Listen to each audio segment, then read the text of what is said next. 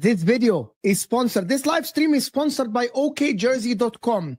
Scan the QR code or go to okjersey.com. High quality football shirts, current, last season, the season before, vintage ones, like the ones I'm wearing. It's very simple as well. So cheap in comparison with the ones from the official stores as well. Top quality. Let me show you how actually to get one. It's that easy. You go to the website. There's all the teams. Premier Leagues, La Liga, everything is Liverpool, Manchester City, all the big teams, and even the smaller teams. If you're Newcastle, Ipswich, it doesn't matter. Current, previous, also the player's version, which is a high quality one as well. Click on it. You can pick your size and you add to cart, and boom, you got it right there. So don't forget one thing. Use the code JUDGE below to actually get an 8% discount. The code is JUDGE. Head to OK Jersey. Scan the QR code to actually get your discount and get your football shirt now. And now, let's go back to our live stream. Bismillah ar-Rahman ar-Rahim. Hello, people, and welcome to Footy Judgment. Why are you laughing? I need to record that intro again, right? That didn't bang. But anyway, listen, Bismillah ar-Rahman ar-Rahim. Hello, people, and welcome to the Rational League, of course. Welcome to Footy Judgment. It's upside down. It's 9-point swing within 3 weeks. From 5 points ahead, Liverpool, to actually Arsenal being 4 points ahead. Man City are ahead of Liverpool currently, 3 points behind Arsenal. Liverpool are sitting fourth, if I'm not mistaken. Currently, Arne Slot is losing the plot. There's a lot of people that are saying slot out. You know what I mean? Slot out, which is absolutely crazy. Someone asking, what is that shirt? That is actually an early 90s shirt. It's not actually a Ronaldo shirt or early 90s shirt. Chelsea win, and now they are 1 point behind Liverpool. 3-0 against Forest. Joe's upset. His team might get relegated, and that is just different, you know. No, we're good, man. And Fawzi, you did like one of these long streams, Fawzi, yesterday about like Slot and the team and the energy and everything. But we'll talk about everything, guys. Hit that like button if you guys are here. Subscribe to the channel. Support the channel if you guys are here. Of course, let's get the likes up, please. How is everyone? Everything is coming to fruition.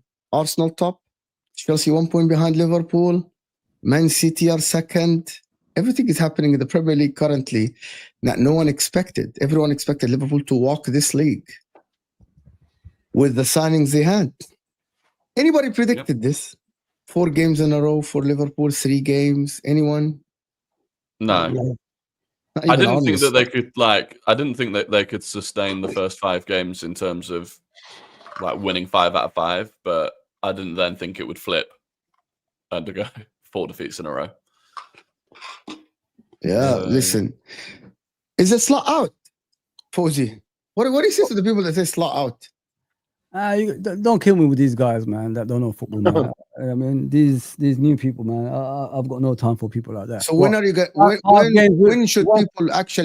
When should people talk about Slot out? We've won 5 games and lost 3. Okay, that's a crisis already. So I don't know what the guys just won the Premier League. You got new players in. He's struggling. Don't you give managers time or head coaches time to get out of this stuff, like to try to turn it around? What era are we in? Like, what football club are we in? If I'm hearing Liverpool fans saying, like, get him out of the football club, that's just crazy. You know what I mean? Listen, the season hasn't gone according to plan. It's only 8 games into the Premier League. Still time to turn things around. He earned enough credit to turn things around. So when the times are tough, this is where we see the quality of the coach. So literally what you're saying, Fawzi, what I'm hearing, I'm going to be completely honest. What I'm hearing is exactly what the people in the Sky Sports are saying. The team is in transition. Give him time. They need to gel. That's exactly what you're saying. Listen, you could have transition and still win, right? You could still do that. So the winning is not there at the moment. But I say just give him time, let him turn it around. I'm not a Slot out. How can I be a Slot out? It doesn't even make any sense. Like, has football become like this? If football is like this, then I shouldn't be watching football anymore. If you know what I mean. A guy has done the impossible. The guy has done something that no other manager has done at Liverpool ever, which is since I think Joe Fagan. So, and Kenny Dalglish winning obviously in your first season, and especially taking over from a guy like Jurgen Klopp at the same time as well. That's you know how hard that is, and he did it. And nobody gave us hope. It wasn't hard. It wasn't that hard last season. We're not gonna. We're not gonna do this. No. Okay, if you're saying let me ask this, Mama. Wait. You said it's not that hard. Did you expect to win last season? No, I didn't. But I didn't also expect the rest of that. I didn't expect. Yeah, you were good last season, but I didn't see Salah breaking the record. Are we going to be rational? I didn't expect Salah to break. No. Hold on, stop. Let me answer. Let me answer then. Why you're on me? Let me answer then. Also, in the beginning of the season, I didn't expect Mohamed Salah to have the best historical season in the history of the Premier League. No one saw that coming.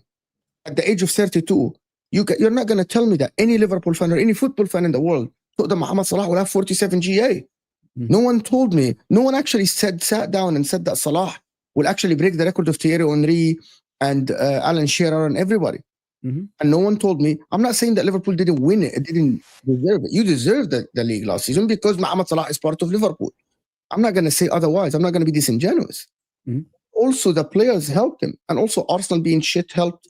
And I'm not saying that Arsenal would have won it or City would have won it. But also, it helped that they were out of the race early. I remember, Fawzi, we did shows together in March and February. And you were talking about you have to be PSG because now the league is over. We got to win the Champions League. We got to try to reach the Champions League. Assam was saying the same. Arsenal were 8 points behind or 7 points behind in January and didn't find a striker. And we knew that the league was over. Arsenal even gave up. I'm not going to take any credit from him. I'm not taking any credit from him. It's good. But as people say, winning is something, but when the board gives you that much money and you have never retained the title in your history, this is the time to actually play better football. He's gotten better ingredients, right? And the likes of McAllister is not playing on. The likes of Isak is not playing on. Salah is not playing. Even Van Dijk is getting exposed. And people are going to blame Van Dijk. I'm analyzing actually Liverpool. People are, but the midfield is not helping him at all. Gyokeres, what is happening with this guy? You know what I mean? What is happening with this guy? This guy, what is this? Maybe he didn't play that awful yesterday, but the guy is not being used to his full potential. Yeah. Like, he's not starting Ikitiki. As people said, he's actually playing Isak, which is out of form. So Sam said it yesterday, and I'm going to end on this. He said, if you didn't play Wirtz because of form, and he was out of form, Ikitiki is in form. Ikitiki should play. Chiesa should play because he's in form. Salah is out of form. Or is it favoritism? Is it you got to play your superstars, as I said in the football team? So if you're going to drop Wirtz, drop the rest. Drop Isak, drop Salah, because they're not playing well. Also, drop Gyokeres, play Robertson. Yeah. What are you going to say, Joe? What are you going to say? No, I'm just saying you were being You're saying we're going to be rational. I think you're being irrational, saying it's not a success what Slot did last season. Any manager that come, you were alluding to the fact that it wasn't as great as an achievement as it was. I don't care what any other opponent has done or were doing. At the end of the day, for a manager to come to the Premier League in his first ever season and win it it says a lot. You know, it's not an easy league to be able to do that in. We've seen other managers come on the back of transitional, or what we would perceive to be transitional seasons after a top manager has left. And Klopp certainly was that. So for him to come in and make minimal changes, and of course it feels almost like a stick to beat him with now, because now that he's got his own players and they've spent some big money, it's like, oh, well, last season, you know, that was because it was Klopp's team, and now it's, you know, at the end of the day, for him to come in and do what he did is great. I think they've just got to ride it out. This happens. Listen, we can't forget Klopp had bad seasons, man. Klopp had really bad seasons at times. So this happens. I think it's about staying calm. I know, obviously. Look, it's Arsenal's time. It's Arsenal's time. You know, I guess maybe we're sleeping on City as well. I don't know. They've got to keep Haaland fit, but I think it might be Arsenal's time. And I agree as well what's being said, like Isak, maybe Ekatike should be playing regularly. I'm not too sure, but they spent a lot of money, haven't they? But yeah, I just felt you were being irrational more by maybe trying to take some shine away from it, because it doesn't matter how good the previous manager or team was. We've seen many times when someone comes over to this league, for them to win it in their first season is pretty special, in my opinion. So, yeah. I think the thing is, last year, like, Arne Slot wasn't really asked many questions last year. He wasn't asked questions by either Arsenal or City nipping at his heels. He wasn't asked questions by injuries that meant he had to change things. He wasn't asked questions by having new signings that he had to figure out how and where to get them in. Whereas this season, it's like now he's being asked questions. He doesn't seem to have the answers so far. His answers are terrible, Rory. Even you know, the changes he makes doesn't make sense at times. You know, I mean, he puts too many attackers on, and he wants to go for that goal, but forgets we need to defend. You know what I mean? And then the other team scores. Like even Gary Neville yesterday on the commentary, he said, even when we came back to 1-1, he said, I still believe that, you know, Man United. I still believe that actually Man United can win it. Yeah, can win it. They can win it. I'm sitting there and I'm like, oh, this Man United can nick it here as well, because Liverpool are attack. He played 5 forwards, which is something that is, to me, he's going for.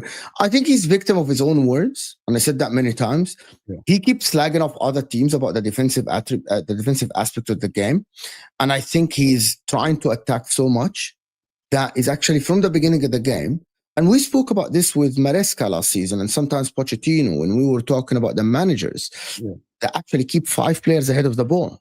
That doesn't happen. So people like kind of criticize Arsenal of being defensive or whatever thing, but Arsenal are not defensive. But Arsenal, when they lose the ball, you see every player working hard for the rest of the team. I watched you, Fawzi, yesterday on your stream, and you were saying that the players are not having the hunger to actually work back and trying to help their teammates. Look at the first goal. Look how easy that was. He was just passed forward. McAllister is walking. Salah is walking back. Gakpo is walking back. Isak is walking back. Nobody wants to contribute defensively, as the wins are going to be given to them. They don't have to work for it. You know what I mean? And that is the problem with Liverpool now. Big up Martin for joining us. Thank you, Abib, for joining us. Do you think he can turn it around, people? Anybody here think that Slot will turn it around? And what does that mean by turn it around? Is he going to be able to get? You think yes, Joe? You think he's going to turn it around? I would just agree with you. Like, what does turn it around mean? Does that mean turn it around and win the title, or turn it around? Like, what do you mean by that? Quantify that. Is top 4 a good season? I mean, it's not, is it really? It's mad because they've spent so much money. What does? Anything other than winning the league is a bad season, I would say. Anything. Not winning the league. 100%. You have a title-winning squad and spend that much money. Fair. Yeah. I agree with Rory. Anything that not winning the league is actually a failure for them. Yeah, we say that Arsenal and Arteta must win the league, but also when when you spend that much money, especially when they were talking about the quad. There's some out there that talk about the quad. You might not even get one. What's going on? Sam was talking about feet up. People, Liverpool fans. By the way, I'm gonna say this: Liverpool fans were a little bit arrogant. Not you, Fawzi, but the majority of them were a little bit arrogant. We're gonna sign Isak with Ikitike, and we have Salah. We have this and that. We are gonna win the league. That is the reality. And they were talking about this, right? So you know what it is, Mo, and panel. You know, the thing is, like, it's you could sign all those players, but if you don't prepare for the season, these are the performances you're gonna get. You know what I mean? I think they won with the mentality of last season. Like, we don't have to like study other teams. We just go on there and just beat them because we've got better players than everybody else. I think that's the mentality they've gone with, and it's backfired. You got to analyze other teams, man. You don't go into a season like because you're the champions. All you have to do is turn up. You're not Man City yet. You're not that type of team that used to like win titles whenever they wanted. We're not in that stage, and this is what's happened. I honestly think they went into this season. We've got better players. Let's go and beat the teams with our better players. And unfortunately, it's like we've got a machine gun, but there's no bullets coming out. You know what I mean? And this is what's happening to us now. We're struggling with things like this. Can we improve? I think we can. I still got to have that belief, guys. I can't come over here and tell you guys we've got no improvements coming. With the quality players that we have, you know what I mean, and the coach we have, considering what he done last season, he needs to go back to the drawing board and, you know, restart, rethink, and, you know, put a team out there that's more than capable of at least keeping a clean sheet. You know what I mean? And then we could move forward from there and score goals. That's what we need to do. I don't know if you guys agree with me with that one. Yeah, I think you need more balance, and I don't think Salah and Isak can play together. The amount that you sacrifice in terms of off the ball pressure when you have both of them playing. Both of them are players that to get the best out of them, you have to really dedicate the rest of the team to playing for them. And you did that last season with Salah and it worked. You can't do it for both of them. And when they are not being that player, they offer very little. When Salah's not scoring and assisting, he offers very little. When Isak's not scoring and assisting, he offers very little. At Newcastle, they played for Isak. Last year at Liverpool, you played for Salah. I'm not sure you can play for both of them. I agree. Like, sometimes you've got to take some of the players out of the fire line, and at the moment Salah is not looking like great. You know what I mean? He's not creating. He's not defending. He's not scoring. So what use have we got for you on the pitch at the moment? You know what I mean? Because we need a team that can work together. You know, which means defending as well as attacking. And if you can't offer anything like that, maybe it's time to take you out the fire line, and, you know, go with different team that can do that. And I don't has Arne Slot got the backbone to do that? I don't know, because he only picks on the vulnerable players. If you know what I mean, like Chiesas and the, you know, the new players like Wirtz and the Gyokeres and etc. But can you know, take out the big players? That's you know, something we've got to wait and see if he's capable of that. He did that against what was it, Galatasaray, but that's not the game to take Salah off. To be honest with you, I'm going to tell you something about this, and I spoke about this before. About him, he cannot bench a 400k player a week. He cannot bench the Isak, the record signing. I don't think he can. I don't think he can. It will backfire. If you're not doing the basics of your job on the pitch here, and you're not contributing anything, it doesn't matter how much you earn. I mean, at the end of the day, let me just put it this way. A manager gets sacked. Players still stay there. Players will play under a different manager. That's how life is. He needs to grow a backbone and think about himself now as a head coach. People are coming out saying Arne Slot out, which is ridiculous anyway, but there will be eventually the fan base that support him that will say, you know what, man, what's going on here? You know what I mean? They might even turn on him as well. So that's the worrying part of it. He needs to grow a backbone and realize, like, it's all about me now. What I'll do next. And this is what he's got to do. Like, same happened for Chelsea with Enzo Fernandez. Sometimes you'll have to play your biggest assets. You'll have to. You can't just bench them. I'm not sure, but to be honest with you, I disagree that Salah and Isak cannot play together. Just Liverpool need to hold the ball more. Liverpool need to actually be on the front foot in terms of, like, be the team that is actually controlling the game. You can have all the position you want, but Liverpool are not in control. Man City did it. Man City played 5 offensive players sometimes, And Pep Guardiola was able to find a way to actually win games and win titles and win triples. But they're different players. Mhm. Gakpo's not a controlling player. Isak's not a controlling player. Salah's not a controlling player. I don't think they've got controllers in the team. Whereas City did. You look at someone like Grealish, as much as he may not have been rated, Foden, Bernardo Silva, they're controlling players. I think the issue is Liverpool are direct. They are a direct team with direct players. They take risks. Every player take risks. Yeah, they try to shoot. So that's on the manager then to try actually to make it work with these players. It's on him to find. Listen, it's like the same as when people talk about Mikel Arteta, right? And people talk about Mikel Arteta giving tools to work. Like, make it work. This is why you earn the big bucks. That's why you are the manager of Liverpool Football Club or a manager of Arsenal, right? Like Pep Guardiola finds solution. Pep Guardiola made it work with a box midfield, inverting John Stones and playing 4 in the midfield. He made it work. Arne Slot needs to make it work with the Salah and Isak. You're not going to give Salah that contract and Isak and tell the board that, listen, I can't play these guys because they're not doing their job. No, he has to make it work with them, in my opinion. I disagree that he should bench them. Maybe he should 1 game or 2 games, but for the long term, here's a problem. What's the best attributes of that Salah? When you make him angry, he comes this back. Season, nothing. You know, with Salah, the thing is like when you bench him or you take him out of the limelight, he makes him angrier, and then he comes back stronger. I've seen him do that before. So maybe this is what you got to do. You got to take within I think a month or something, or a month and a half, he's going to go to AFCON. So, bro, some people are wishing for that already. You know what I mean? They can't wait. You know what I mean? So. And the defense. What about Van Dijk though? The defense though. Van Dijk, is it the Van Dijk problem? It's Gyokeres. I I can't explain how bad Gyokeres is defensively. He's not offering anything offensively, you know that, right? No, he's not offering anything offensively either. But in terms of like the defensive issues, Konate was probably the better of the two yesterday. Yeah. But Konate's had a poor season. But I don't understand. And again, this is when we talk about Arne Slot, like taking players out. Why has Gyokeres not been dropped for Robertson? Is Robertson really worse than Gyokeres? Even McAllister and Curtis Jones. I think McAllister has been shocking this season. Curtis Jones has looked better. Gives you a bit more solidity as well. So, yeah, I don't know. But Van Dijk's, he's always defended like that. I don't think Van Dijk's defending any differently this season to any previous.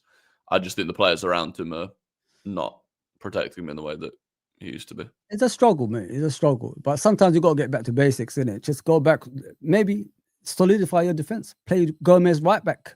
You know what I mean? And then play Konate and Van Dijk and Robertson. I think the problem is in the midfield as well. And then, tell Gravenberch, don't move from that, DM role.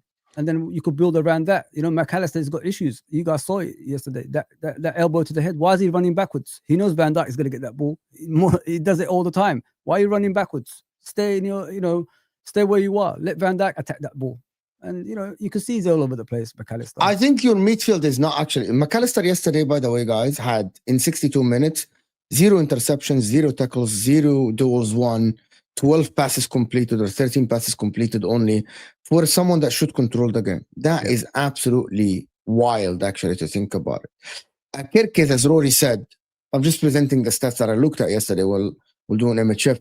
Gyokeres had 1 touch in 45 minutes in the final third. One touch. So you're not contributing offensively nor defensively. Because he doesn't trust himself to get forwards anymore. Yeah. At Bournemouth, he was given free rein to just bomb on and not worry about it. But he can't do that anymore. Bro, he takes about 3 touches, Rory, before he crosses the ball in, you know what I mean? Before in Bournemouth, first touch, bam, straight away in between the goalkeeper and defense, and someone has to tap it in. Now he doesn't even do that. You know what I mean? So he's a mess. He's a mess. I honestly, I don't know about you guys. I thought he was timid yesterday. He looked scared. You know what I mean? Forget about the ability and all that stuff. He looks like he's scared. And those are the type of players you got to take out of the limelight. I think just bring back Robertson, let him, play for the next 2 to 3 games, and then see Gyokeres now and again. Just bring him as a sub or something like that. There's a lot of issues we have around the pitch, man, and this is where the head coach has to earn his money now, because it's becoming a joke. Let's just be real. I'm not here to defend anybody. The whole system is a joke. You know what I mean? Because we've got nothing that starts the game well and nothing that ends the game well. You know what I mean? So at the start of the game, we concede goals. At the end of the game, we're conceding goals now. So we've got to sort a lot of stuff out, man. And this is where he earns his money. You know what I mean? Do we still think, there's the last thing about, do we think Liverpool will be in the title race? Looking at them now. We look at the moment, no. We're looking bad. We're looking really, really bad because the players don't know where they're playing. Everybody's all over the place. We can't even bloody create for each other, Mo. A winning team is all about each other, right? It's all about the togetherness, right? We've got no togetherness at our football club at the moment. Everybody's for themselves. Yeah, I genuinely think we'll know by the next international break. I think if they're still in it by the next international break, they'll have done well. Because their next, I mean, that game against City, the game before the international break, if they lose that, they could then at that point be like 6 points behind both City and Arsenal. Yeah. You'd assume at that point it's going to be tough. Yeah, they lose another game. Rory, I think it's done. You must be buzzing, right? This is it. This is your time. Yeah, man. Not whilst Erling Haaland's being a freak. Yeah, which is what always saying then. I think Liverpool are pretty much out of the title race, to be honest. I think if they lose one more game, I think that's that done for them. How many teams have won the Premier League with 4 or 5 losses at this stage of the season? In the early years, probably, because they not now. Yeah, probably. But I think in recent years, I just don't think the only other team with as many losses as Liverpool this season are United in the table, and they're 10th. So you've got to be 10th or below to have lost 3 games at this stage. Yeah. It's only because they won a few games earlier on. I actually think, and this might be controversial for some, but I actually think they've looked better with Wirtz in the side than without him in the last couple of games. And I don't think he's had a great season, but I think the other players that have been brought in haven't been as good. And I also think Ekitike is a player that they've missed greatly in the last couple of games. I think he's been so good this season. Yeah. I think Isak, unfortunately, the way I do think Liverpool's recruitment has been a problem this summer. I think they were a little bit greedy and tried to fix things that weren't broken. And I just think they've looked better with Ekitike in the side as well. And I think Isak needs to earn that place before he just sort of gets in because of his price tag. Yeah, that's what I mean. Like, he needs to earn the place back. It's just, or he starts on the left or something, because Ekitike is playing well up top. You know what I mean? Like, he's scoring goals, and that's what I think, to be honest with you. As for Arsenal and Manchester City, I agree with Rory, as long as Erling Haaland is scoring, Man City will always be a threat. And I know a lot of people are talking about Manchester City. Pep can find a way without Haaland. I still doubt it. It's Pep Guardiola. I'm not going to rule him out. But if they keep Erling Haaland fit and he's scoring with that amount, and I think they're going to be a threat for the title. I think they can win it. Maybe I was over the board and said that maybe City are not going to be in the title. I didn't think that Haaland will start the season like this. I didn't think that he's going to be like banging like this. And they're actually creating him the chances. And Pep Guardiola is changing the way he plays. He's now doing the Arsenal thing when he's defending. He's now helping Donnarumma by actually defending deeper and actually playing sometimes a low block and then doing transition work, which is something I didn't think that Pep Guardiola is capable of doing, because he hasn't done it in all his career. Right? He has never done this in his career. Actually be on the back foot in games, playing transition counter-attack. I know that Martin is going to come and say, but I told you so. You are so shameless. How am I shameless? We had this conversation 6 weeks ago. Yes. Yeah. And I said he was going to change. We were going to be more pragmatic. But you have no evidence. This is what I mean. When people make takes like this, I listen. They have no evidence. There's no evidence. I listened to him when everyone was putting us 4th, 5th, 6th. Crap this, crap that. Defense is finished, because everyone was going off last season. And I get it. That's only evidence you can go off. 100% understand that. That's the evidence you go off. I go off 15 years of managing rather than I go off like feelings of Pep Guardiola's going to check People, instead of going off Pep's previous God knows how long, 15 years of management being on the front foot, they go never played defensive and make that the new thing rather than the 9 years before it.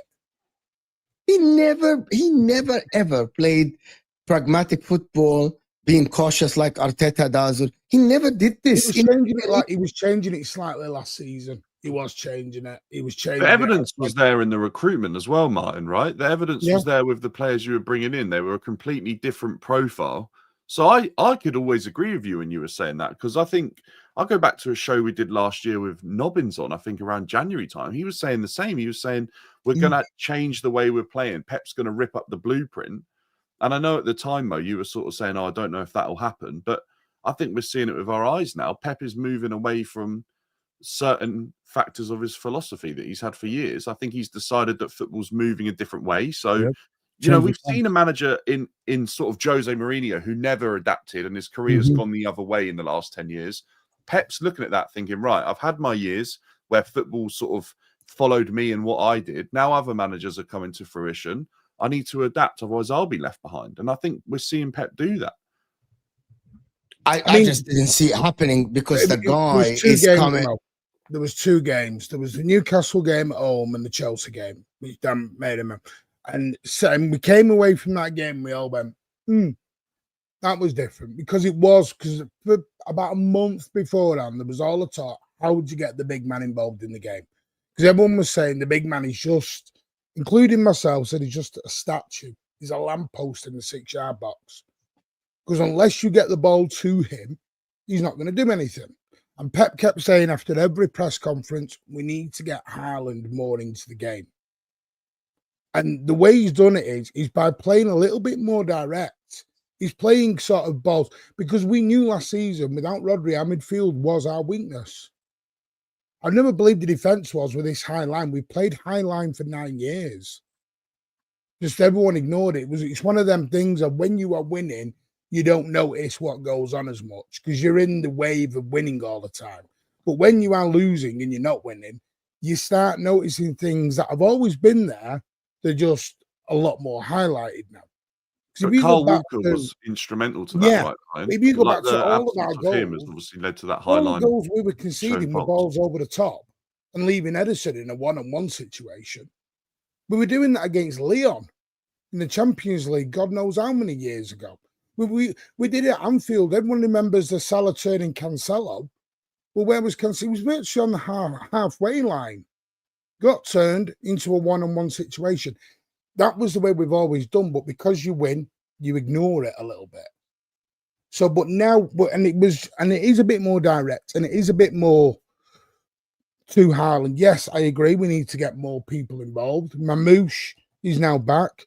Cherky looked very lively when he came on for that 10-15 minutes on the weekend. That where he played Haaland through straight away. Like it's just like the tiniest little glance, knew exactly where he was. Haaland obviously ended up on his right foot and didn't put it away, but that's just you've got Phil Foden who he's now doing things a lot quietly, but he's starting to go back to where he was. Yeah. That pass for the first goal was exquisite into O'Reilly. So look at that ball. And then one goes back to it. I'm sorry, Gigi Donnarumma has completely emphasized that defense a lot different. Ruben, because what we're doing is instead of this, let's play out from the back, which is not a Ruben Diaz strength. It's more of a John Stone strength. Ruben Diaz can now concentrate on something that he is good at, and that is just straight defending. Yeah. Because they've now got a goalkeeper behind him who's a man mountain. For the first time in a long time, I feel like we're not going to concede corners or set pieces anymore. Because he became so commanding of his area. It's ridiculous. Yeah. Fucking huge. He's absolutely huge. You don't realize how damn big he is until you're like 5 yards away, and you're like, my God. And the thing is, I'm quite happy being under the radar and lurking in the shadows. I'm happy with that. Let everyone else talk about everybody else. I made the point. You'll talk about City when it's too late to talk about City. I think people will start talking about it now. You're second and people are writing Liverpool off. It'll be back to, okay, now we need to focus on City because it needs to be City that are going to stop Arsenal if it's not. Martin, I've got super chats yesterday saying, please, please, please, we need City to stop Arsenal from Liverpool fans. I understand it from Chelsea fans, right? I don't understand this from Liverpool fans. City deprived you of titles and titles where you could have had a great era under Jurgen Klopp. Yet Liverpool fans want City to win the title, but I'm not going to go there. That's for different shows, banter and stuff like this. The most corniest. No, I'm not. I don't want to go there because this conversation is strange. Sorry, about 3-4 super chat yesterday on MHF saying, Haaland, please do it for me. I can't have Arteta winning the league. And I'm like, bro, Tragic. Pep Guardiola literally deprived you from titles. That's the way it is, bro. That's the way it is in England, man. It's all about the Arsenal fans. The Arsenal thing, innit? The Arsenal fans are wind up, innit? They just they haven't won anything, but they still like talk like they won. You were way more arrogant than them in the summer and the beginning of the season, Liverpool, and everyone was talking about Liverpool, the sustainability, and every Liverpool fan will tell us, "No, we're great. We have nuclear weapons. We're gonna do this." No, I don't think so. No bullets, man. Forget about it. As of now, I've not seen a lot of Arsenal fans actually saying that. They're quieter now. They're quieter than before. Let me give them that credit. But for City, I'm gonna go back to City and say a couple of things about Manchester City. There is a player that I wanted to speak about. He's doing his best Miles Kelly impression of last season, which is Nico O'Reilly. Actually, wow, he is having a phenomenal season as a left back. Thomas Tuchel, actually, they're talking about Thomas Tuchel picking him for England. What a football player! He's been absolutely fantastic for Manchester City. Now, I don't think that Nuri will come in and just earn his place. Listen. The first time I watched Nico O'Reilly, you can ask Kilk. The first time I watched Nico O'Reilly, I said this guy's so talented, and physically, he is so strong that I can imagine if he even gets stronger and he worked because players get stronger by age. Like we've seen R9 get stronger, we've seen Messi get stronger, we've seen all the players get stronger. You know. I thought he struggled. I thought he struggled when he went in the midfield last season. The trouble is, asking anyone to go into a Pep Guardiola midfield at a young age is even at old age. Even at old age, yeah. Even or he's suicidal. Yeah, he's suicidal. For some reason, but he seems to suit that left back role because it's easier to play football then. Yes, it is a lot easier. And the plays in front of you, nothing's behind you, everything's you've got the full view of the pitch. Exactly. That's what people. I wanted to just touch on this. It's what people actually don't. Some people don't know this. It is much easier to scan the 180 and have the game right in front of you from the fullback position, like Miles Kelly or Nico O'Reilly, than actually having to scan 360 for 90 minutes playing in the midfield. You need to worry about every single angle, and that is why Miles Kelly looks very good at left back.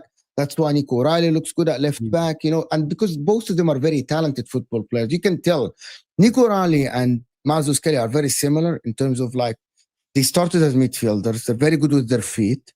They are brilliant in distribution, brilliant on the ball, right?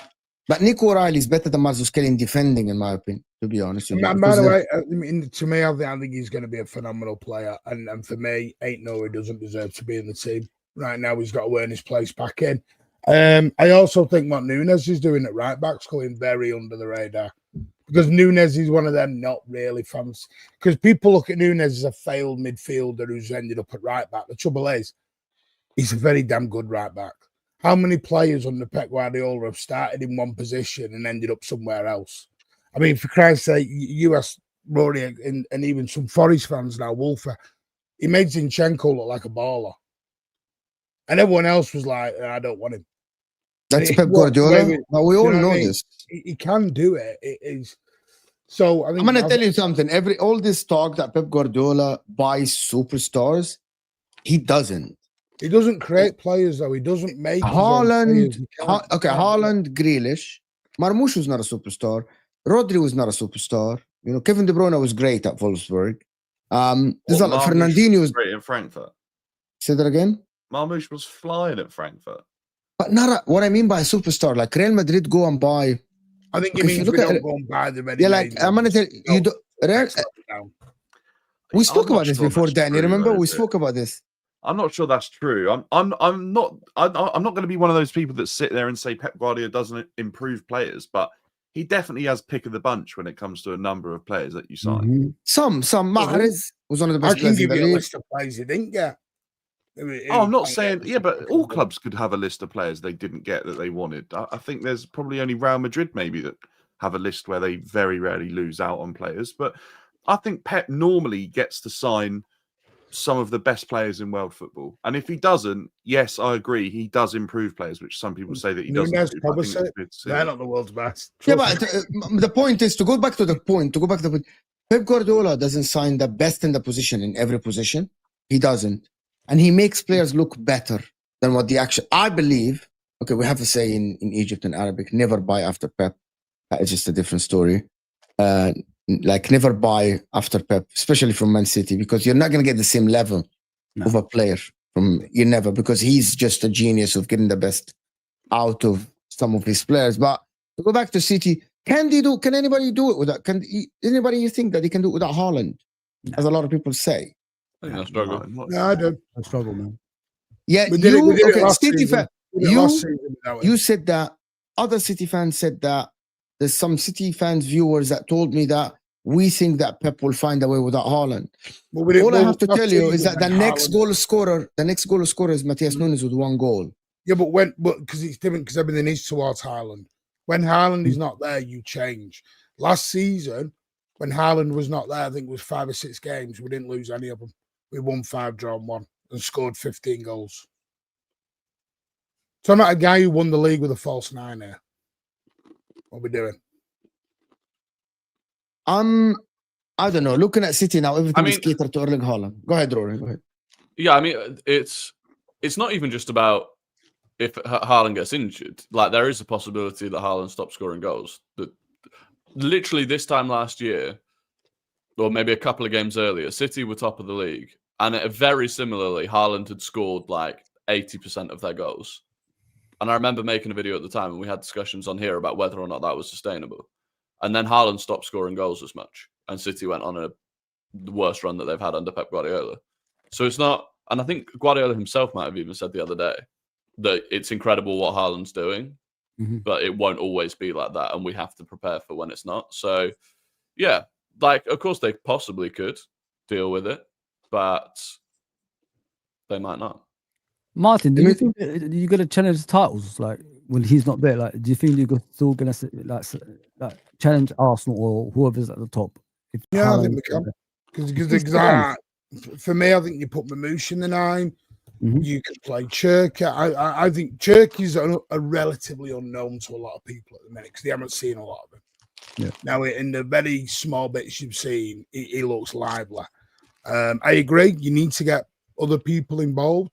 But my worry is always when we stop creating the chances. That's when I worry.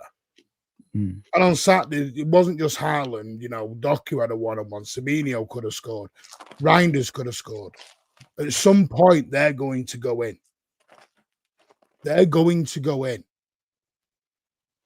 So that's why I'm not. I would worry more if we're not creating the chances at that point. But we're creating a load of chances, and Haaland's not even involved in them. You're conceding chances as well. The defense, again, it's. I think you always will. I don't believe this thing of you never concede chances. It's not 5-a-side on a Friday night. Well, Arsenal. You're going to concede chances in the Premier League. Fucking Arsenal, fucking don't. By the way, did you watch the Fulham game? If Fulham got a shot on target, they were conceding chances. Well, let's not do that.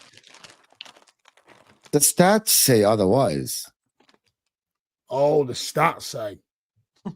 Yeah, it matches my eye test. It does match my eye test. Arsenal don't concede a lot of chances. And by the way, the 2 Everton, where it was annoying is the 2 Everton chances were our own mistakes.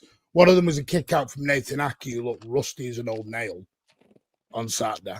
Yeah, he was awful. He plays a 5-yard pass straight to the Everton player. Jeremy Doku decides he doesn't want to track back and leaves O'Reilly completely exposed on the left-hand side of the pole. But that is part of why. Yeah, I agree. I'm not saying it's not, but it's not. Once you just got to stop those. But they only had 1-2 chances. I'm all right giving away 2 chances in a game. Okay.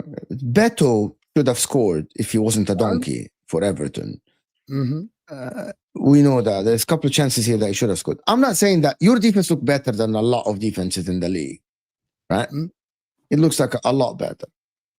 If Haaland doesn't score, that's what Rory's saying, and that's what I think. I'm not saying that City will be at. Listen, I'm not going to sit here and tell you that Haaland will stop scoring. He did it a couple of years ago where he actually continued to score, and the year before he continued to score. That can happen. It doesn't mean that he's going to end the season with 40 goals, but he can end it with 30, 35. You can see a game in a different way. I had this the other day. City go to Brentford and they win 1-0. And if the guy puts the 1-on-1 a chance against Donnarumma and he's not donkey, you're 1-0 behind. but it was City were lucky, everything else. Arsenal go away 1-0 at Fulham, who are not in the greatest of form, sign of champions. 1-0's 1-0. But Raya didn't have to save a 1-on-1 from halfway line. Going forward, what do you want me to do? Fulham are better but Fulham are better than Brentford. Yeah, I don't think Fulham are in great shakes at the minute. Do you get my point, right? Like Fulham. No, I think it's a different narrative. Why it's a different narrative? They had no shots on target. They did have chances on target. They had a couple of half chances, but I think, and it's the fact that Arsenal are doing it consecutively. West Ham didn't have a shot on target either. I think you could, if you watch the two teams at the moment, I think Arsenal have more control of games. With Arsenal, you look at it and you go, if Arsenal score one goal, they'll probably win the game. With City, I don't feel like that's the same. It's like you switch positions, isn't it? Like you became Man City and they became Arsenal. You know what I mean? That's how it looks to me when you're saying that, because Man City didn't concede chances when they used to have those midfielders and that goalkeeper. It looks like Arsenal currently are more in control. So let me give you Arsenal, by the way, against Fulham. What is more likely to happen? Gyokeres get better and start scoring one of the three chances he had, just one of the three chances, and the game is back. They see the game out, you know. Or if Haaland stops scoring, City will struggle to score. Which one is more likely? Can I get Dan's opinion on this? Yeah. Which one is more likely? Gyokeres maybe get his shooting boots and then he scores one of the 2-3 chances he gets every game, and then Arsenal now his striker scoring goals, or Haaland stops scoring and City struggle to score goals. I don't know which one is it.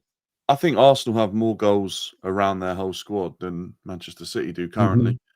I think Martin's got a point. I think if you've got Marmoush back and he's firing, you've got goals in a player there, and there will be goals in that City side, and they will change up how they play if that issue is to happen. But I look at that Arsenal side, and I just see that they have a player to win every type of match, any scenario. I feel like they're ready to fight in. Like Rory said, they are controlling games. If they go 1-0 up, they can see out the game in an ugly fashion if they need to, if the pressure's applied. If they can run riot on a team, I think they've got the players to do that. They can break down situations they didn't.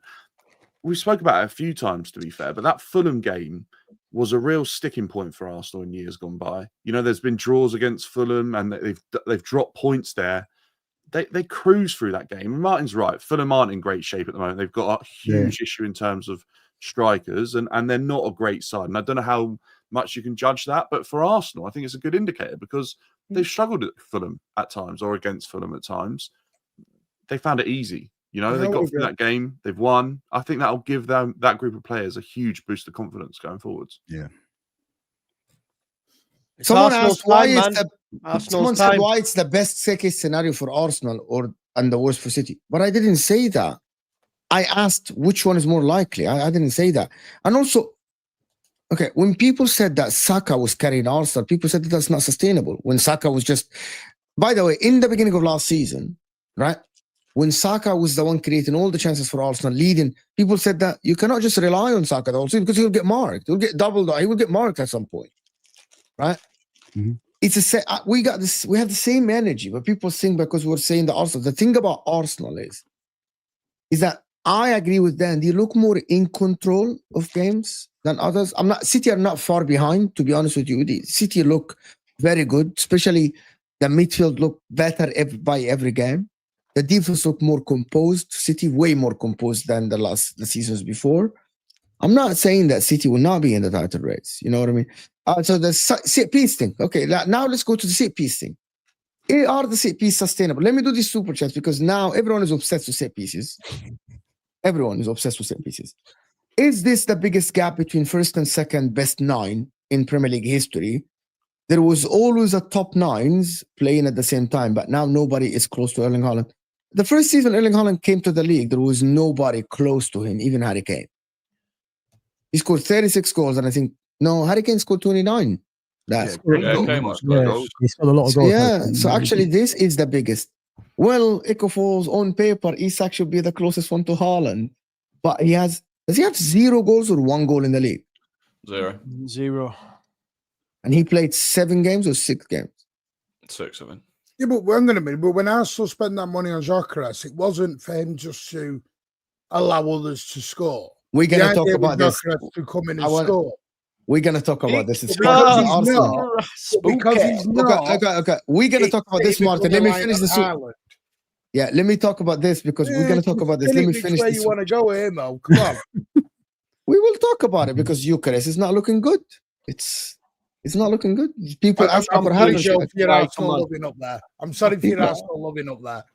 No, bro. I literally said that Arsenal should actually start Havertz if he comes back. 71 possession versus Everton. Can you explain to me how is he playing defensively? I didn't say that. I said he's more compact. Everyone is getting carried away with that one Arsenal game. I'm just gonna tell you what I mean by this. Pep Guardiola, if someone says defensively, is not defensively. But the point is, when you see Arsenal lose the ball, if the press doesn't work, you see every player running back to get in position. That's why what is he called? The guy from Fulham last season, he was playing Brentford. No, he's playing Fulham. He said that I feel that Arsenal are controlled by remote controls. Everyone in the right place, in the right position. That is what I mean. The structure. Yeah, Sunderberg. Yes. The structure is very good. Man City, I feel now, Erling Haaland, they defend compact when they don't have the ball, and then they try to get the ball back. And that is what I mean, Marco. I didn't mean defensively. Arsenal, by the way, was called defensively against City, and they had 75% or 70% ball position. It's the same. Yes, and big up Mo. Thank you, Akia, for the super chat. Really appreciate you. Evan saying, hot take, Arsenal will be the worst champions ever. Can you explain? You're already salty for someone. You know, they will take any narrative to put slander on Arsenal's name, man. Evan, why? Joe, the Leeds ladies show was wonderful last week. Cheers, mate. Make sure you're there again, Diallo. Big up, man. Big up. It is not sustainable, but Arsenal have been consistent set pieces. How it's not sustainable? That is, we can talk about set pieces, talk about Gyokeres. Set pieces thing. Everyone is obsessed with set pieces, Rory. Everyone. Yeah. Carragher talking about it. Slot's talking about it. Everyone is obsessed now with set pieces. Yep. Is it sustainable? It's, well, yeah. Like, we've done it for 3 years straight. Every year for the last 3 years, people have said it's not sustainable. They changed the rules.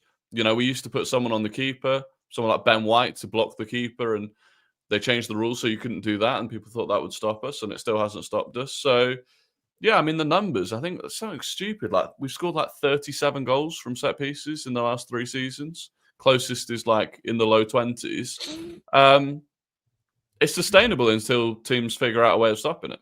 And at the moment, they don't. But it's not just the fact that in Rice and Saka, you've got 2 of the best corner takers in the league who can consistently put in pinpoint deliveries. It's not just that you've got a player, particularly in Gabriel, who is so dominant in the air, but it's also the number of corners that we win because we're dominating games. And people don't really look at that part of it. You know, people compare us to Stoke City. Stoke City didn't used to win that many corners or long throw-ins in those areas because they didn't dominate those games. But we are. And part of that ties into Gyokeres. The way Gyokeres keeps stretching defenses is helping us win more set pieces in the final third. So, yeah, look, it all ties in together. And yeah, but like you didn't bring Gyokeres in to win you. No, now comes the discussion. No, we didn't. The discussion. No, we didn't.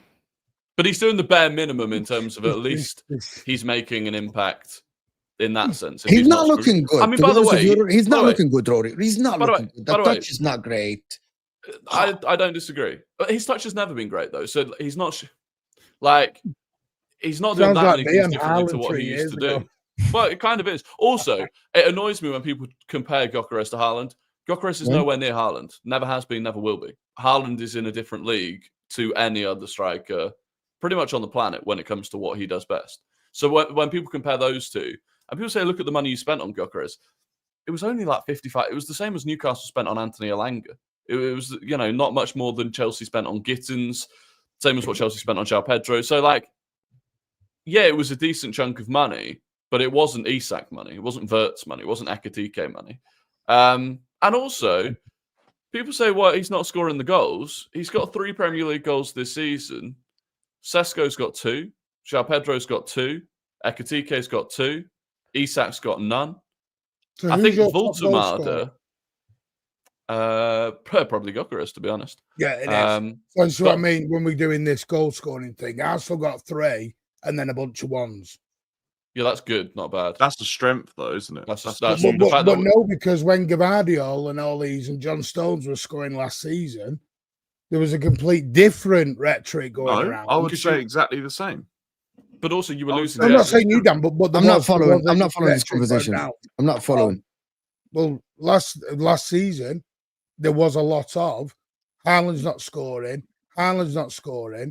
They're relying on John Stones and Guardiola. Yeah, but Martin, you said when Haaland wasn't there, you got 15 goals. You literally said it earlier. That was later on. Martin, it was a different argument. I'm not following. What is the argument?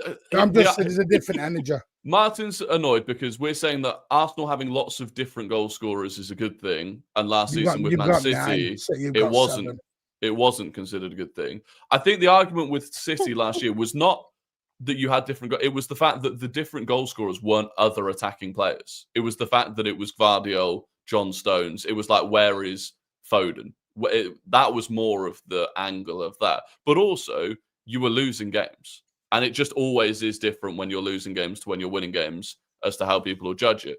So, yeah, with Arsenal, I think, look, Gyokeres' goals will come. Had a couple of half chances against Fulham. Will they? Yeah, I think so. I like this. See, will they? Or Havertz is going to come back with fire in his belly and he's going to take his 3 goals he scored, yeah? One was a penalty against Leeds. Yep. The other one, I mean, it's shoddy defending. It should have been dealt with. He runs across. He's not really got control of the football at any point, really. Strout was poor. But was the third? Who was the other one against? Forest, as they put it on a plate for him. Okay. Tap in. Which, again, was a tap-in, but he makes a good run. The goals, I think the goals will come because I think at the moment, and this is what I'm saying in terms of him stretching defences, at the moment, there's still a fear factor among centre-backs of basically you need both centre-backs to deal with Gyokeres. And that is freeing up space elsewhere. And if you look at other goals that we've scored, the goals against West Ham, right? Centre-back runs away with Gyokeres, that leaves a space for Jerry and Timber. Centre-back runs in with Gyokeres, that leaves Declan Rice for the rebound. So there are moments where you're dragging players away. Obviously, you want your striker that you brought in to be scoring more goals than that. But it's one subtle difference between him and Havertz was a lot of teams would happily leave just one centre-back on Kai Havertz and assume they could deal with it. And that would leave the other centre-back to go closer to Saka or whatever. They're not doing that at the moment. And if they do start doing that, then I think Gyokeres will have more chances. Do you know for me what it boils down to? It's like when you play a certain system, right? When you're winning games, doesn't matter. You know, it doesn't matter. And when it'll really start to matter is when these games are tight and it's 0-0 and the onus is on Gyokeres. He's got that one chance to find that back. That's when it'll start to matter. At the minute, it doesn't, because you're winning games, right? But, yeah. No, but I'm going to tell you something. Against Fulham, in my opinion, he did brilliant striker work by posting at the defender and turning him the first touch. He should have fallen down, took the penalty. That is experience. He's 27. Nobody taught him this. There are players that are better than him in these things, right? Like Salah. There are other players that are better. But he turned the defender the other time, and with the right foot, I think it's not enough for him to hit the goalkeeper. I think it should hit the back of the net. I don't care about the angle. The angle was not that dead. I know some Arsenal fans, I was speaking to Saad the other day, and he's telling me it's a dead angle. It wasn't. They showed the angle. He should have hit at least. He should have made the goalkeeper at least move, dive. But it didn't. It went to the goalkeeper's hand. In the second half, he had that chance with the left foot where he absolutely did another brilliant striker work, where he battled the defender, which is what Haaland does. But Haaland finishes these. And I'm not comparing him to Haaland, but I'm saying the game is tight. Arsenal won with one corner. That corner might not have come. And now we were going to look at Gyokeres. The third one, he turned the defender again. Brilliant work. Now finish the chance. Now score the goal. See the game out. Right? That's what people say about the striker. That's what the strikers do. But he didn't. So the game was tight, Joe. That can happen in another game when Arsenal don't get the corner. And now it's 0-0 and we're looking at Gyokeres and saying, you should have scored one of these. That's why Arsenal bought you to finish these games, which is what happened with Havertz against Manchester United. Havertz by himself missed 4 chances and Arsenal could have seen that cup game out. The game that ended in penalties, right? And then Man United go in and score. I think I'm a little bit worried about him. I have seen in my life, I've seen a lot of strikers improve. That notion that strikers don't improve after the age of 25 is a load of crap, right? Diego Milito at Inter won a treble at the age of 30. By the age of 27 and 28, he was at Genoa, and no one wanted to look at him as a striker. Jose Mourinho brought him in, started the season, and the guy was on fire. His first touch improved, everything improved. Players improve. Mikel Arteta improves players. However, there are stuff that Thierry Henry spoke about it in Gyokeres. We all know the clip. His touch to set himself up to shoot. You know when I like sometimes you're like, this needs massive improvement for you to score. Your first touch to set yourself up to score. But because Arsenal don't have time for this, if Kai Havertz comes back, and Kai Havertz now looking at Voltemara, and I said that to Staffy, I said, because Voltemara, I can't remember to Staffy or who, but anyway, somebody. If Voltemara is scoring goals, we know that Voltemara might be the starting striker for Germany, right? Kai Havertz is going to come back and he wants to earn that. So he's going to come back firing in his belly that he wants to be the starting striker for Arsenal because he wants a place in the World Cup as a starting, not as a bench player. Maybe that will actually put pressure on Gyokeres. Maybe Kai Havertz. And we know that Mikel Arteta likes Kai Havertz. We know that. We know this. So that's what I'm worried about, Joe, that maybe the goals are not going to come and then Kai Havertz is going to come back and take his place. And now Arsenal bought the striker for basically no reason, to be honest. But it's not no reason, is it? Because we just had Havertz out for 10 weeks and we needed Gyokeres. Yeah, okay. That's exactly right. You're right here. You're right here. You're right. Absolutely, you're right. And then people forget, Kai Havertz was the more expensive signing of the two of them. Yeah. So if Kai Havertz is starting games and Gyokeres is facilitating him off the bench, that's not that crazy. Ekitike is a £95 million backup striker playing off the bench. So yeah, the concerns are there, and he does look clumsy, and he does look off balance at times. But even then, other than that left-footed shot, the strikes that he's getting off, they're not bad strikes. Like, he connects with the ball well. Yes. And they were decent saves. I do think part of it is Leno would probably be, if he went to Portugal now, Leno would probably be the second best keeper in that league. Like, I do think some of the goals you look back at, the keeping in that league, he just smacks it hard and I they think get he nowhere scores near that. You know that one where it hit the keeper against Fulham? I think that goes in that Portuguese league. Very possibly. I watch the Portuguese league. If you look at Gyokeres' face, he almost looks surprised that didn't end up in the back of the net. And then that's when I think he's like, oh, that's habit that normally goes in. So there's a shock on his face. I think to say that it's a wasteful signing and for no reason, I just think that's way too far. That's way too far. Rory hit the nail on the head with the way he described what Gyokeres is doing for the team. I know that's not ideal in terms of you want a striker to be competing with the numbers that Haaland and all these other top strikers put up around Europe. But I think what he's added to Arsenal is something I don't think they had without a striker in the team last season. Whether or not he gets unbelievable amount of goals or not, I don't think will be the difference between them not winning the league and winning. Like, I think his addition will help them win the league. Whether or not he gets 20 goals or 15 goals, 10, I think he'll help in certain games. So you don't think that Gyokeres might be the difference for Arsenal winning the league or not winning the league? No, I do. I think he will. I think he might not get 20 goals and carry the team on his back. But there'll be certain games where Gyokeres' performance will have been one of the main reasons that Saka was able to have a blinder or Eze was able to run the show because Gyokeres put a lot of concentration of the other team's defenders on himself and he battled and he made it a difficult afternoon for them. Where I think there were games gone by where Havertz probably didn't do that enough. And then you look at the other players, although I do think Havertz has done well doing that. I just think Gyokeres is always going to take a defender with him. He's always going to occupy the thought of the manager before the game in the terms of setting up the team. Because if you don't apply any thought or protection to your defence and goalkeeper around Gyokeres and what he might do, then I think he'll score goals. I think he'll take advantage of that. And I think that's why Arsenal have got him in. That's why you sign strikers like that. And like Rory said, it's actually a gamble worth taking when you look at the price that Arsenal have paid for it. Why not go and sign him? And off the ball, by the way, his work off the ball is also really good. I think that's another thing where you can commend him for that. And I look at Sesko at United. I think the reason Sesko didn't play against Liverpool is because off the ball, I actually don't think he's been great for United. And I think that's why Amorim went without him at the weekend. Yeah. Gyokeres is staying in the team because of what he's providing Arteta off the ball as well. And they're winning. Because they play stock football, it's awful.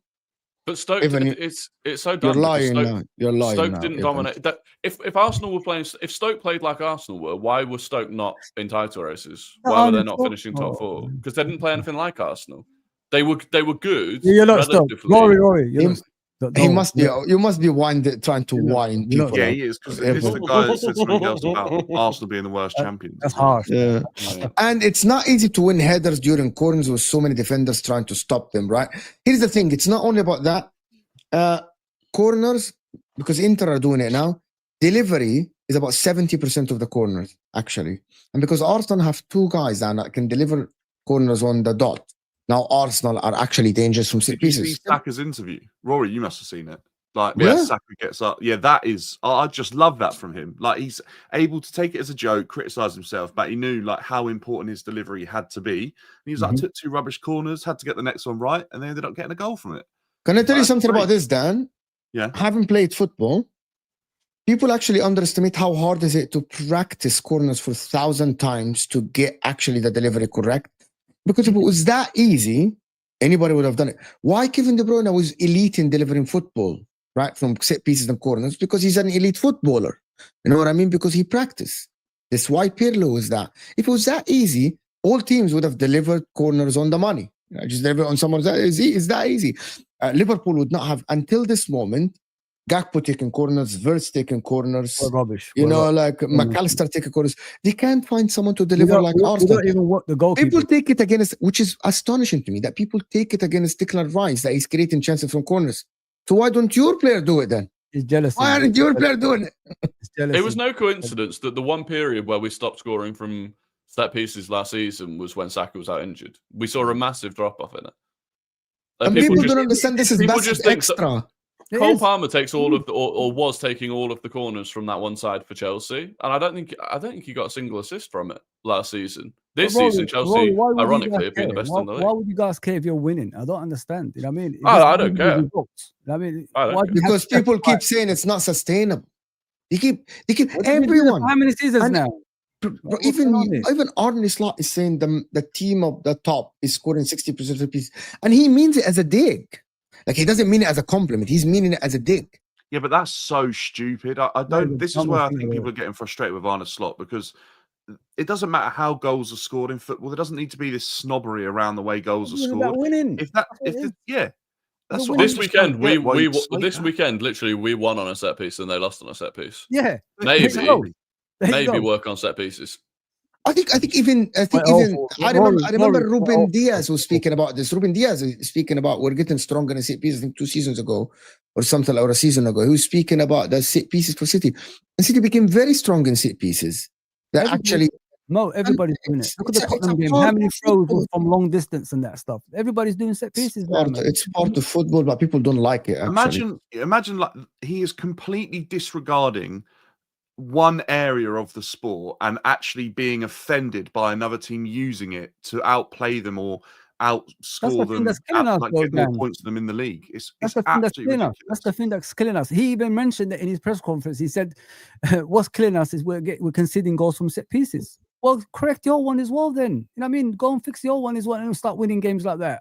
Because we hire Jova. Crazy. Do you know what? Right? If my team scored snatch Jova from Arsenal. No, but if my team scored every single goal from a set piece, do you think I'd care? I'd prefer it now. Honestly, winning 1-0 with a corner goal now, it feels every day of the week. Every day of the week. Makes me giddy. Give me staying in this division, scoring fucking set pieces. I'll take it, man. Who cares? Yeah. It's about winning, man. But this is why these managers, like, they get themselves in unbelievable positions and great jobs. But to have that thought process at the very top of the game, I find that mind blowing that they'd be like that at the top of the game. And obviously there are younger coaches learning from them, and I think that's such a poor mindset to send across to other players. And also, I wanted to add, by the way, Arsenal's best finisher might be Calafiori. I know it was offside, but what a goal! His finishing is a joke. God, he is generally a very good striker of the ball. That is sick. I don't know how he did that, but I mean, he placed that where he wanted it to go. So would you admit now he's better than Cucurella at left back? Is he better than Cucurella now at left back? I think in front of goal, he definitely is. Like, I think he's been a really good addition for Arsenal this season. Obviously, he was there last season, but I just feel like he's He's even more used to what the league is. I think we were chatting, I think, a couple of weeks ago about the difference between him and Miles Lewis-Skelly. He's a serious asset for Arsenal. But just in front of goal, like, his finishing is an absolute joke. Like, it is very good. Yeah, I agree.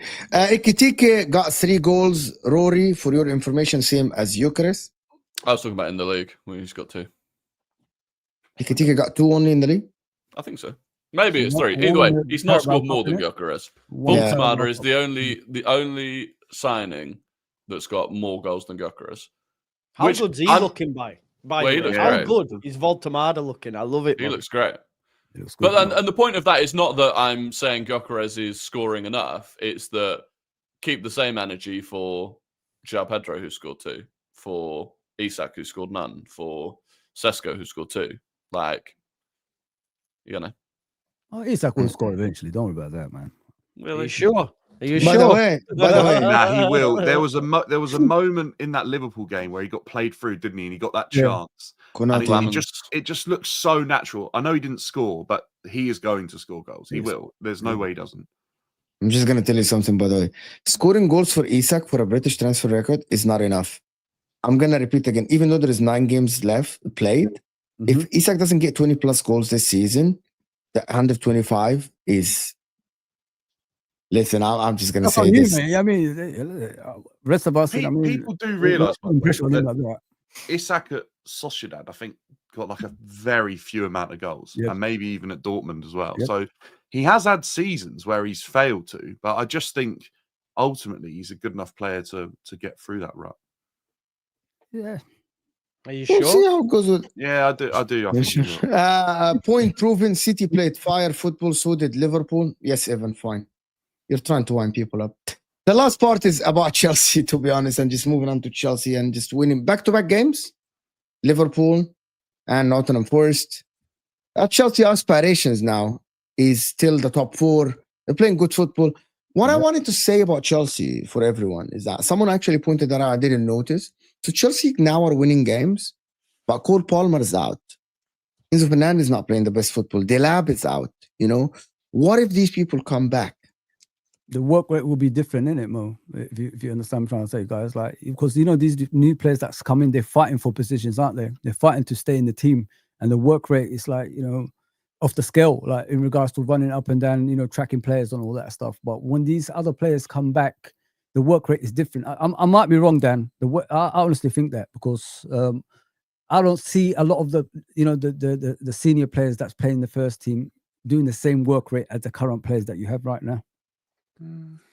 I don't know. I don't know that. I don't think so. I don't think Palmer's work rate can be questioned. I don't think Delap's work rate is pretty good.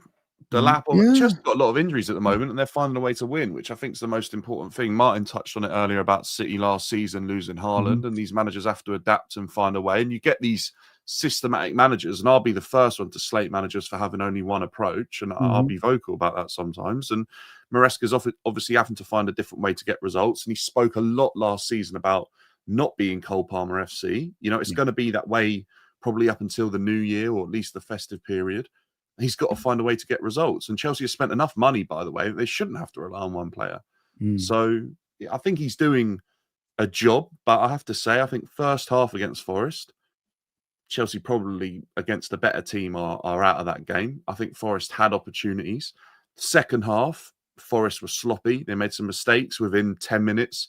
Game had turned on its head, and that was an easy win for Chelsea at the end of the second half. And we turned up. And the Liverpool game as well was against a team who aren't in great form, but we fought, and there was spirit, and we got the result. And I think that's the most important thing. Sometimes when you lose your best players, is spirit, and the team's togetherness can be incredibly important in getting results. I think that's what they found in recent weeks. Reece James is playing out of this world, to be honest, as a right back. Just looks like a normal Reece James performance to me. Yeah. There's a talk between him and Timber actually currently about the best right back in the league for some whatever reason. Completely different football players. I prefer Reece James as a better player, to be honest. He's a better all-rounder. He's done well recently. Like, he's been able to stay fit, and I think he's adapting his game a little bit. There'll be moments when you can see players are getting away from him, and I think instinctively he'd sprint after them, but I think he's obviously got concern around his hamstrings and what they can take and output, and he'll sort of. I think Timber's more energetic. Timber more energetic, goes forward more, how old's fighting Timber? Because more. I think at that age, Reece James was probably just 24. as energetic. Oh, then maybe yeah. What's Reece? Same age, 25, 24, something like that. I don't know. Might be 26. Nah, Reece James older than that, isn't he? Reece James feels like he's been around. I don't think Reece is much. Yeah, Reece James. I feel like I've been watching Reece James, and I feel like I've been watching Reece James since Mourinho days at Chelsea. Reece James has been playing. Like I feel like it's been ages. Reece James is like 18 months older than. He just played his 200th game. 200 game. 200th. Yeah, 200th game. Yeah. But yeah, Reece is a player that I think is having to adapt his game, but his technical ability. Chimpong, another guy that looks absolutely very, very good, to be honest. Yeah, no, he is good for a youngster at 19. I felt like Josh came in against Brighton and didn't have a great game. But as the performances have gone on and he's had a couple more minutes, he looked a little bit more comfortable in that Forest game. But I can get around Chelsea fans calling players with their first names. Reece, Josh. I think it's just like a level it's of a Chelsea thing, you know. I don't think it is. I would call most players by their first name, to be fair. I just would feel like I'm not used to it because I don't hear it in the commentary. Like in the commentary, they say Reece James, they say Achimpong, you know, they say Palmer. Yeah. It's anyway, it's just a remark. Just go ahead. I'm sorry. It's just but that'd be like me calling you by your second name. It'd be so weird, wouldn't it? I call anyone I meet by their first name or like the name they want to be called. Yeah. I hear you. Yeah, but Achimpong should be a starter. You think? Does anybody think Achimpong should be the starter for Chelsea? Given a chance, right now, like what happened with Gomez, like what happened with Trent at Liverpool, like what happened there. It should like Marcus Kelly done for Arsenal, and they just Saka as well. There is time where you think, yeah, this guy's good. Yeah. What's going on with Fofana? Was it because I saw he was supposedly just left out of the squad? Like he could have played, but was just left out completely. Which, given the amount of like issues you've got at centre back anyway, sounded mental. I would genuinely think it was another injury concern. If we look at Fofana's history, I would think that there's another injury cropped up. I wouldn't have thought that it would be for any other reason, to be honest with you. I don't know whether anything happened over international break, but I would think there's another injury concern. Chelsea have had a lot this season, and it just wouldn't surprise me. So, yeah, I would think it was just purely down to another injury, knowing Fofana's record. The drama at Chelsea from the weekend is apparently Garnacho and Neto. I think at halftime there was some sort of bust up between the two. What? Yeah, that's what I've heard. Garnacho's a dick. I mean, Neto looks good at the moment, and Garnacho. Neto looks very, very good, and off the back of half time, come out of a goal and assist. Listen, I don't know the kid personally. I don't know Garnacho. He's a kid for me, like Garnacho. I don't know him personally. I just don't like his antics. I don't like his attitude. And to be honest, the ego show of the that man is insane. The ego of the lad is insane, man. He needs to get back in his box. Show that much when you're really an average player is ridiculous to me. You're an average football player. Seems to have triggered you, Joe. I can't stand him, man. I can stand him as well. He's the archetypal Manchester United youth prospect who thinks they're the fucking shit, when in actual fact they're not. Wow. It's actually enjoyable that he's pissed off the Man United fan base as well, to be honest. But he's horrid. He's just got one of them horrible faces. He thinks he's much better than what he is. And in 5 years' time, he'll be kicking ball in some no-mark league somewhere, talking about, oh, well, I once played for Man United. He's terrible. You hate the guy. Does anybody rate him on here? Would you take him? I might let him sit on my bench. He might sit on my bench in Championship next year, maybe. I actually wasn't too disappointed with the signing, and I didn't really have too much hate for him. But I will say that athletically, he looks way below the level that I thought he was at. Like, he really struggled to accelerate away from players in that game against Forest. He looked a steps off the mark compared to other players. And that was something I thought he had pace. I've seen him actually, I think, burn players in moments. He scored that great solo goal, didn't he? And he got round the player. Yeah. But this season so far, he's really not got going. And I know people love to do it, but he's 007 next game if he doesn't manage to score. Can I tell you what Man United fans We're doing this for everyone now. Is everyone getting the old James Bond? Why do you have to do that? Isak's on the way, isn't he? You're on about 0010 now, so forget you've gone past 007. Reverse. You'll be on 0. Honestly, if you want to do double O's, Gusto has never scored for Chelsea. I actually think one of the main problems about Chelsea, and I would call it a problem currently, is Joao Pedro.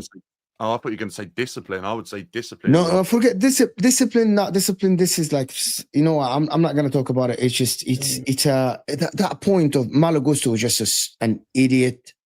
3-0. He is a moron. Like literally, because I can hear. I don't know if Daniel were in the stadium or not. No, I weren't there. I was away. On TV, right? I can hear Caballero screaming at him when he first lunged into the first challenge after he got the yellow card. So at 3-0, first of all, he had this challenge that he almost, the player, he didn't get a touch on the player. And I can see Caballero's like yelling his name, and I know what is going on. Just, bro, you don't need to tackle. It's 3-0. You don't need to lunge into tackles. 5 minutes later, he's lunging into another tackle, getting the second yellow. He's a moron, as Rory said. He's an idiot. But my main point about this, which is the last one, is Joao Pedro not looking good as a striker. He didn't have a shot on target for ages playing as a striker. He didn't have a goal for a while. He dropped to play the 10, which is Chelsea didn't sign him to be a 10. Chelsea have Palmer as a 10. I don't think they signed him to be an out-and-out number 9 either. I think Joao Pedro is signed as a similar player to what Arsenal signed Havertz as. If I'm being completely honest, I think he's a player that doesn't have a set role, but is versatile across a number of positions in the forward sort of areas. He looks better when there's a striker ahead of him. Yeah, he definitely does, Roy. And that's the point. But we know who's going to take that position. Yeah, but when I think Joao Pedro was signed probably for when Delap's fit. I think that Joao Pedro is the type of player that thrives off a player like Delap in front of him, and I think ultimately him having to be used as a number 9 is a matter of players being injured at the moment or players being allowed to leave the club when they probably shouldn't have been. I think Mark Guy did come on though and do a good job, and I think Joao Pedro definitely got in the game more once Mark Guy come onto the pitch, and I think that's something. When's Delap back? November. To be honest, they say in November after that international break or something along those lines. But you know what it's like with hamstrings these days. Like some players, they try and come back without the surgery, and then it doesn't seem to work, and then they go off for the surgery, and but before you know it, they've missed half the season, if not longer. So I think we'll see. Now, my point about this, Daniel, if Palmer is back, he's not playing. Joao Pedro, where is he playing? No, I think he will. I personally think the players off of Chelsea's left-hand side haven't been good enough this season. And I think he'll find minutes in the team be due to like Gittins missing out. I think the only real challenge to that would be Esteval potentially getting game time. But I think Joao Pedro will find a way back into the team or wouldn't be dropped from the team really with Delap coming back, Cole Palmer coming back. If he can play. Just a couple of questions before we end the show. To the panel, transition teams, Isak play better if Liverpool play transition? Because he plays for Newcastle? Maybe if we do that, listen, we've got to try whatever we can to get the best out of these players. So maybe we. I don't think you'll play transition football. You have so many good players to play transition. For Liverpool, though, like it's incredibly difficult for Liverpool if they come up against a low block and they try and bring a team out of their low block by playing backwards and creating that vertical football. I don't think teams are going to come out. They need to score early, then, like Man City. They need to score early first. The thing is, though, Isak's the type of player that has the technical ability to drive through teams and take players on. Even in the low block, we've seen him do it for I've seen him turn defenders all the time at Newcastle. But he will be okay. And they don't give him the ball problem right now will be bedding into a team that are in the current mindset of Liverpool right now, because Liverpool right now isn't the best place to be as a new player coming in. There's been a lot happened at the club over the summer. The performances haven't been great. There's a lot of new people come in as well. That's not a great place to come in, bed in, and get used to being in a new environment. Yeah. Now, we saw it in the first half that Neto was shouting at him to make runs in behind, and he wants the ball to fit. I don't know if it's a big issue. Yeah, Neto was yelling at him for that far post run.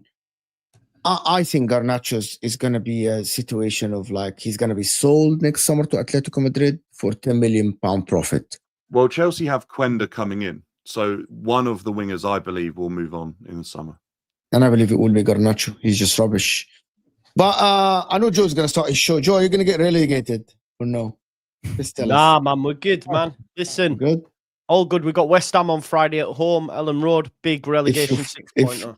If you lose, Joe, if you lose. Yeah, listen. If we lose, it's not looking good. Wait, West Ham are playing Friday as well. They got Monday and Friday. Exactly. Monday, They play Friday. tonight, so this is a big, That's in a good position for us. isn't it? Yeah. Yeah. So what's going on up front? Because we said a couple of weeks ago that you were going to find a way to score goals. What's going on? I've just They seen have a donkey. They have a donkey up front. I've just seen we've got the biggest missed big chances conversion rate in the league. Apparently, we are shooting on sight. You know, we are hitting the target. I think Dominic Calvert-Lewin is third behind Haaland and Kuna for shots on target, but they need to be fucking in the net, not on target. You know what I mean?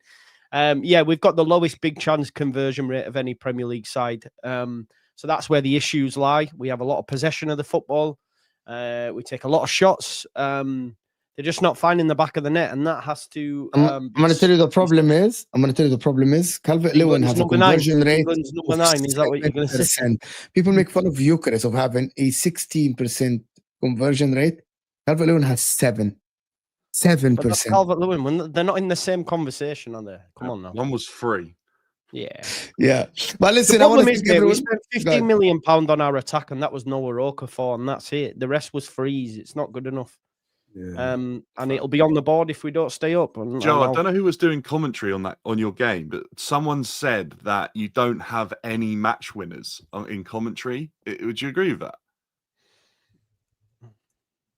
Yeah, we don't have any sparks. He said you've just got a lot of like good players that would We've do got the well worst in attack team. in the league. If you said who's going to win in that game against West Ham, who's going to win the game for Leeds, there wouldn't be one player where you go it'd be him. No, you agree. You know, previously we had Rafinha who would get us out of jail. Games had been 0-0, and he'd just come up with something wonderful, and we'd win 1-0. This time around, you know, we don't have anyone. So, but who was doing it in the Championship last season? That's like not stepped up, because you must have been winning games. Mate, Dan James was unbelievable, right. but obviously he's had injury issues. We had Mana Solomon. He's gone. He's in Spain. Yeah. We got Okafor. Okafor's done all right, but like I say, he's got issues in terms of fitness and stuff. Had he have played at the weekend, he'd have cooked Walker. But unfortunately, we have to rely on Jack Harrison, and Jack Harrison's, not the one. So we have to hope that we're in and around it come January, and then they have to get the checkbook out. But we're more than capable of being difficult to beat. It's about finding the back of the net. And if we don't score goals, we won't stay up. So yeah, fingers crossed we can start scoring goals. Nonto should be back. Okafor, James, that will give us something different for Friday. So hopefully. Yeah, we'll see how it goes. I know you gotta go start your show, guys. This will take you to just a Joe football show. Yeah. Rory, you go live? You got something coming up? I'll be live at 5 to preview the Atletico game. 5 p.m. guys. Rory's going live. Fawzi just did back-to-back shows last evening and this morning. Of course, Mancunian Way are gonna be live. I think tomorrow at 11 after the Champions League, if I'm not mistaken. To actually review the Champions League after Man City and Arsenal and everyone plays. Big up everyone that joined us. Hit that like button, guys, if you are on your way out. Check out okjersey.com, the sponsor for this show, guys. I will see you guys on MHF for about 30 minutes, 45 minutes, and we're out of here, people.